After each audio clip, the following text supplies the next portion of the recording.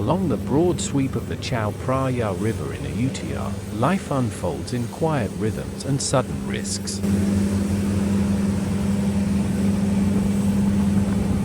At one of the river's most treacherous bends, a powerful tugboat strains against the current, dragging a long chain of heavily laden barges behind it.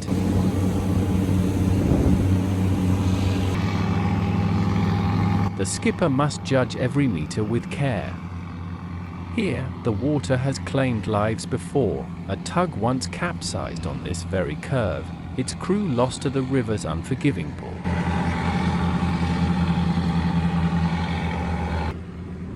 Even today, as the engines roar and the cables groan, everyone on board knows they are quite literally living life on the edge.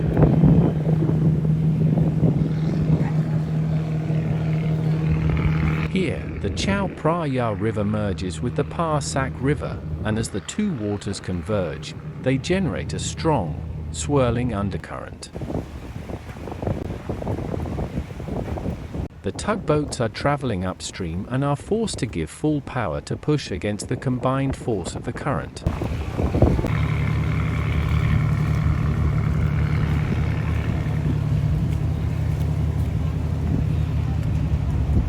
It takes 3 tugboats at the bow to pull the long chain of barges, with another positioned at the stern to counter-navigate and keep them aligned through the powerful current.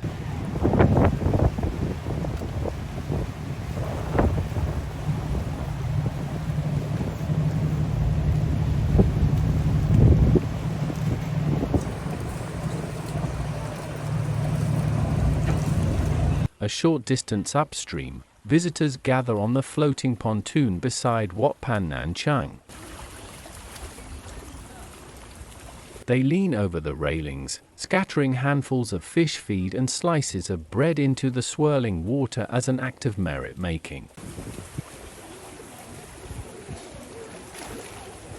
The river surface breaks into a frenzy of movement as giant catfish roll over one another, fighting for every pellet that hits the water. Yet not all of the food finds its mark. Some spills onto the riverbank, where rock pigeons land in a flurry of wings, scrambling for stray crumbs of bread and feed. While the giant catfish churn and indulge themselves in the feeding frenzy offshore, the rock pigeons cluster on the bank, scrambling to claim their share of the misdirected scraps. Bread and pellets that wash ashore, or miss the water entirely, become a prize for the flock, which pecks eagerly at every piece the river leaves behind.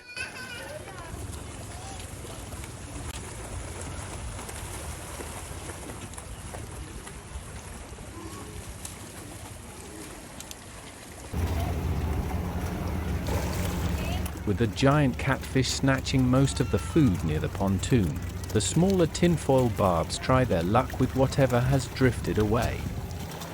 Their hope of catching the lost feed draws them dangerously close to the shallows, pushing right up against the muddy bank. Hunting here is a little egret, pacing eagerly along the water's edge.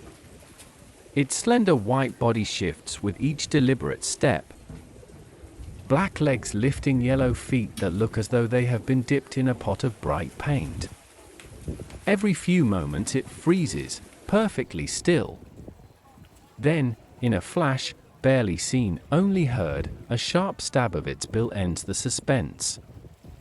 Both the fish and the egret are also living life at the edge. The little egret, Egretta garzetta, is a graceful wading bird, elegant in its simplicity. Standing 55 to 65 centimeters tall, it is the smallest of the 3 common white egrets found across Thailand's wetlands, but often the liveliest. Its plumage is pure white, yet its contrasting features give it a refined, almost artistic sharpness, a mostly blackish bill, long black legs, and bright yellow feet.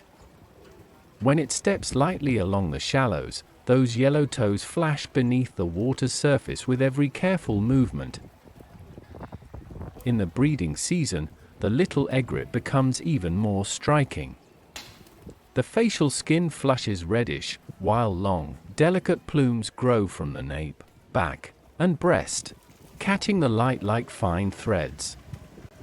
Most birds show vivid yellow feet, though the subspecies Egretta garzetta nigripes differs by having blackish feet. These seasonal colors and feathers add a flourish to an otherwise clean, minimal silhouette. The little egret thrives in a variety of wetlands, open freshwater marshes, coastal shallows, rice paddies, riverbanks, and even areas shaped by cultivation. Side by side with its relatives, the differences become clearer. The intermediate egret stands taller and stockier, with a distinctly thicker neck and a more robust bill. Its proportions look smoother, less angular than the little egret's crisp, fine lines. During the breeding season, the intermediate egret's bill often turns black, making it easy to mistake for the larger great egret, yet its size gives it away, sitting comfortably between the two. The great egret, towering over both, carries itself with slow, deliberate poise. Its bill is long and powerful, and outside the breeding season remains yellow. Compared to the little egret's quick, darting motions, the great egret moves with a stately confidence, often standing motionless for long stretches before striking at prey with dramatic force. Among the three, the little egret is the most animated, forever pacing, fluttering, and probing the shallows with restless energy. Its delicate build, dark bill, black legs, and bright yellow feet make it immediately recognizable.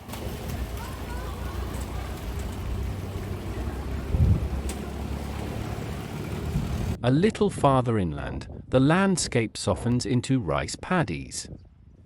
A brown water buffalo stands half-submerged in a cooling pond, while another lingers on firm ground, flicking its ears at the afternoon flies.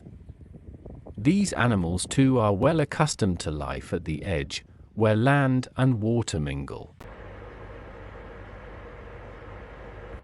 Movements in a horse tamarind tree reveal several birds. Among them, a Baya Weaver, tending its pendulous woven nest fixed to the far tip of a branch.